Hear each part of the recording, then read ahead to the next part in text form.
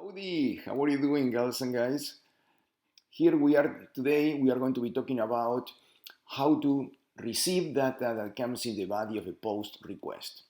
For that, we are going to give superpowers, like always, to our Node application by using Express. Since this is a module, I'm using a modular approach to Node. We do import. Let me provide focus here. We do import Express from Express. And we are also going to be using specifically the JSON body parser. So we also import JSON from Express. We place it between curly braces to basically destructure the property JSON from the object Express. So once we have done that, we need to actually instantiate our Express application. For that, we do, like always, constant app equal Express. Now we have our app. Once we have the app, we start the server. We do app.listen. And now we define the port. And for the port, we take the process.m, that's a global variable from Node. And we use the node underscore port environmental variable that we have already defined in the package.json. If we go to the package.json, you can see that I have these scripts, and for the dev script, I'm defining two environmental variables, node underscore env as development, and then node underscore port as 5000, and then I start our main app, that is app.m.js, m because of the module, with using node monitor or node mon. That basically all it does is it monitors every time the application is saved, then it recompiles it again and restarts it. So if we keep on going, we are going to have a callback function here called by listen that's going to allow us to actually report on the console that we have started the server listening. And here we say log. We are going to use the abbreviations of Visual Studio Code. And we're saying a server listening import. And here we give them the port, that's process.env.node underscore port. Okay, so now we have our server listening, and what we don't have is a route.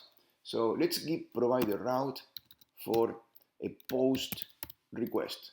So the way we establish a route is this is a route, and we are going to call it route. And this is a route for the post request. After we establish the route, this is going to call a callback function with two objects, request and response. And we get to write what the callback function does. So the method post is going to provide us these two objects, request and response, as parameters that come into a callback function, and we establish what the callback function does. So to start, we can just prove that this is working and just do something console log received a post request. Okay, this is very basic. We save it, node monitor monitors that I saved it, it compiles it and runs it, and now we can go to a web browser and we can actually say localhost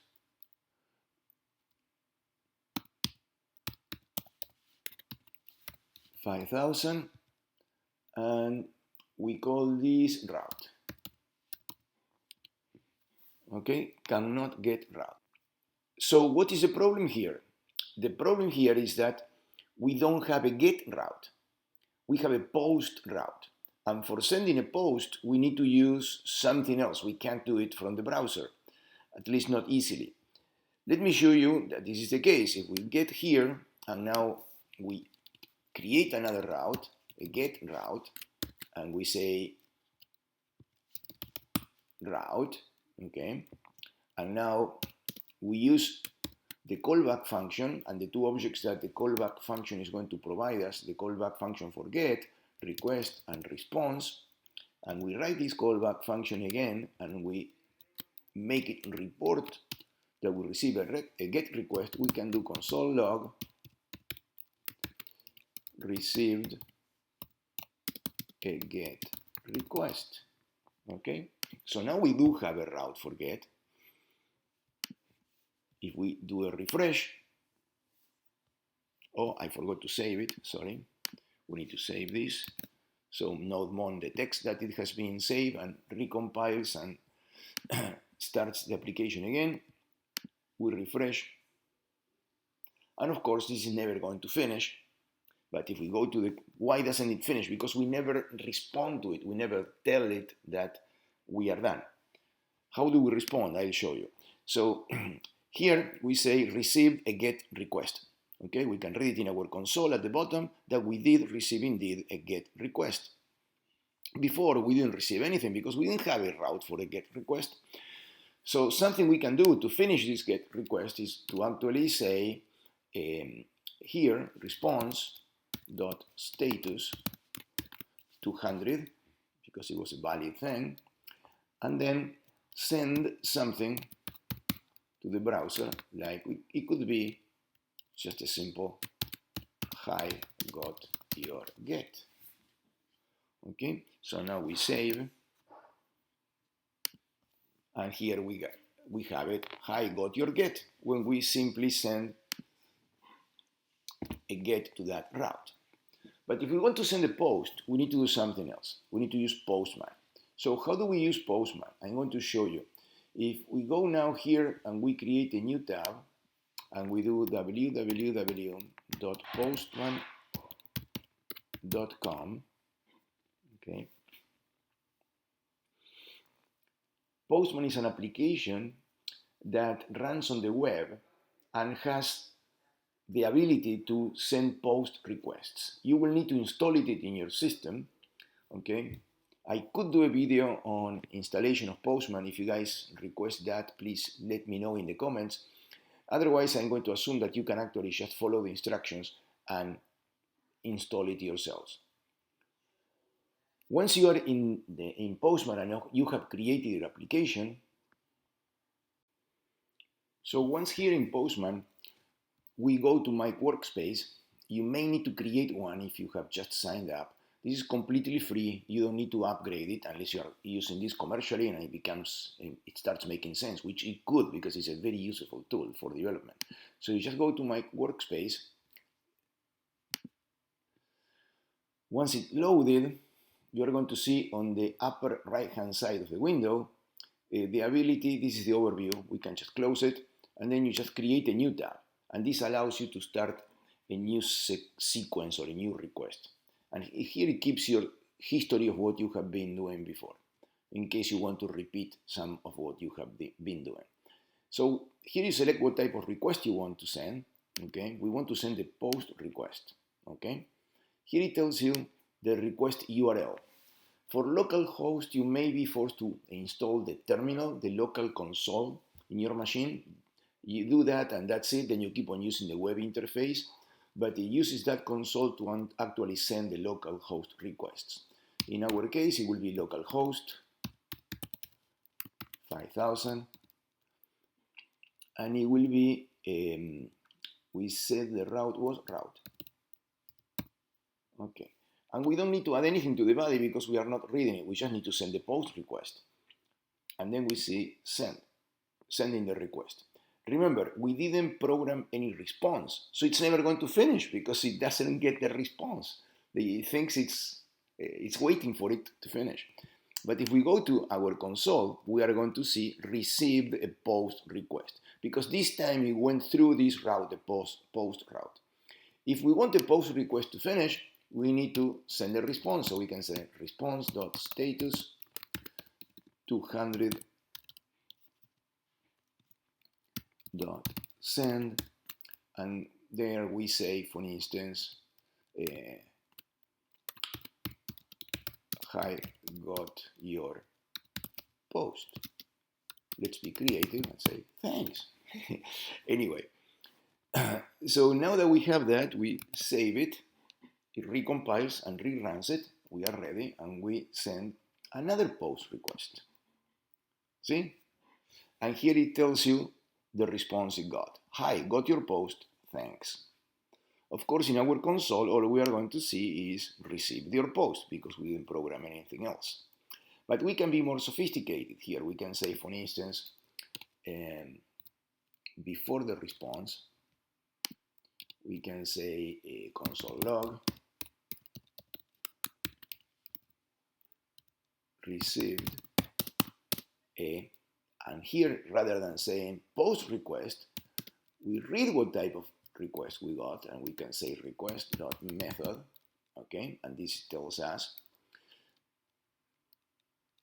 and then we can say request, and we can be even more sophisticated from, and let's get a space there, and here we can say request.url. So we tell in the console what type of request we received and from where it came from, and then we don't need this one anymore. Okay, and we can copy this and use it also for our GET requests, even though I'm not going to keep on updating the GET requests, not to waste time, because we are going to focus on the POST requests. So now we save. Again, look at how useful this is. We would have been typing stuff all the time to do all this. It rerun the compiler and restarted the code. So now we send another one, and of course here we are not going to see any change, but if we go to the console, we are going to see receive a post request from route. That is the route we send the post request from. There are other things we could do if we wanted to see what was the source of the request. We would need to be looking at the headers where we get information on the source. But we can for sure and very easily see the route it came from. Now let's do something with the body and try to read the body of the request. And of course, when we send the request, now we should send the body because we didn't do that before. So now we can actually come here and say console log the body of the request contained this, and then we can say here request.body.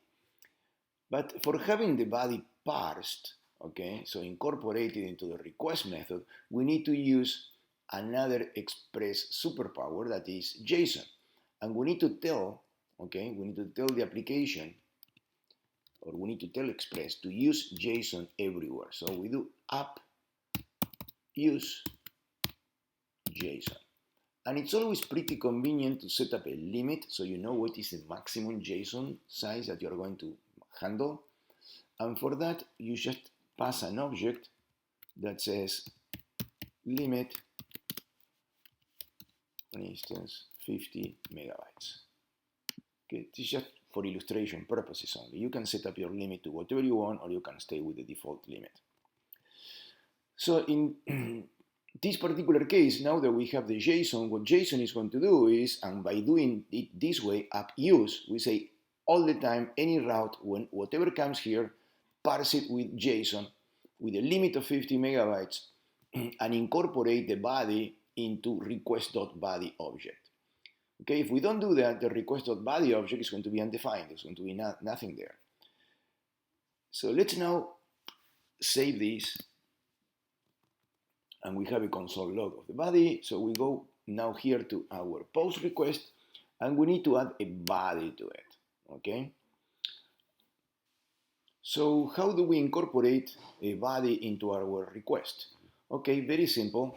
We go into body, we click here in body, okay? Rather than params, we click in body, and in body, we select here JSON, okay? JSON. And here we select raw, okay? Raw data. Now, since we selected JSON, we need to write this down in JSON. So we open the curly brackets, and then we write down the property name, let's say property name 1, okay? And we need to incorporate this between quotes, and then we say value 1. Okay. After that, we do colon, and we do property name 2. Very helpfully, Postman allows us to just click and get the quotes in there, and we say value 2. Okay, and we could keep on going, or the values could be objects if we wanted to. So basically, we then say send. Okay, and it tells us could not send the request. Why? Oops. Error, connection refused. Oh, I know what happened. Sorry. I stopped the server to show you how to start it from scratch because I realized that I never started for you. So npm run dev. So the server wasn't running, that's why I couldn't send it. When we do this, this invokes the environmental setting of the variables. It tells us here, see? And it also invokes the node monitor command, okay? And it calls our application, app.mgs. And then informs us that it's listening on port 5000. So now we go back to Postman and we send the post request again, and this time it got through. Okay, we don't have any other response here, so all you get is hi, got your post, thanks. But if we go here, we should have something on the console, and here we do. The body of the request contains this: property name 1 equal assigned to value 1. Property name 2 has an assignment of value 2. So we were able to send in the body of the post our variables. But let me show you a couple of cool things also. What happens if on top of sending the body, we also say, can we send parameters? And we do here parameter 1 and parameter 2, okay? And then before we try to send it, we come to our post request, and we tell the post request the next value is going to be a parameter, param1, and the next value is also going to be a parameter, param2. And then here we add log, we use the shortcut, sorry,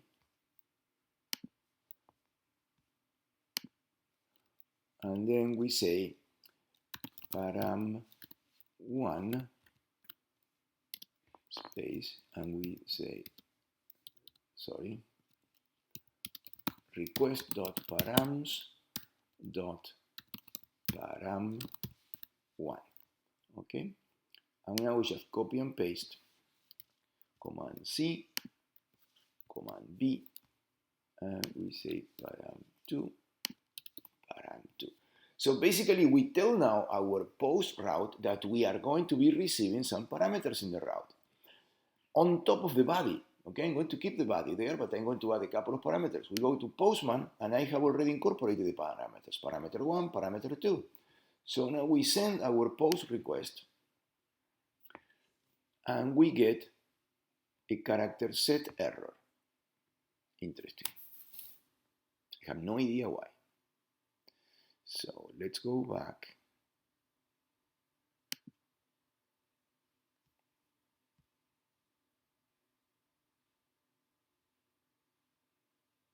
Oh, I know what happened. Basically, I didn't save it. And then Postman, of course, so node monitor is not a magician. It didn't recognize it.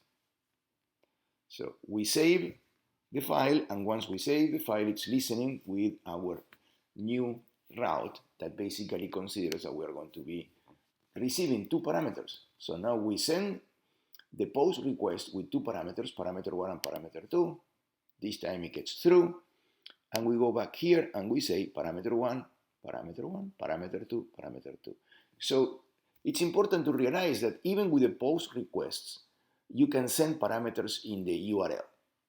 So you may ask, can we send variables on top of the body? Oh yes, absolutely. You can also send variables. How can we prove that? Very simply, we just do console log,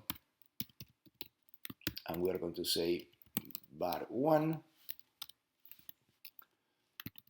and then we are going to say request. Remember that for variables you need to do a query, okay? dot var1. Okay, and in that way we will be querying the URL for a variable. We don't need to change anything here because this only specifies the route. So we save this.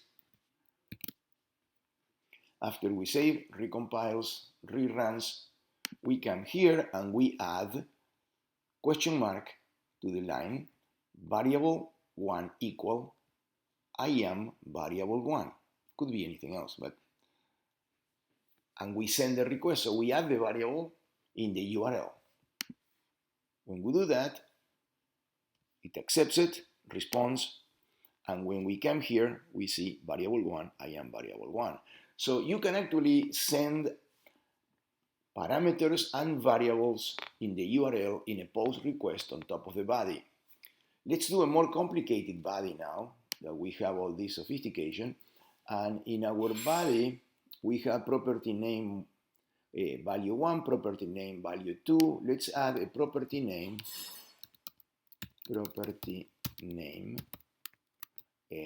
object. Let's maintain the capitalization, the camel cap. Property name object. Okay.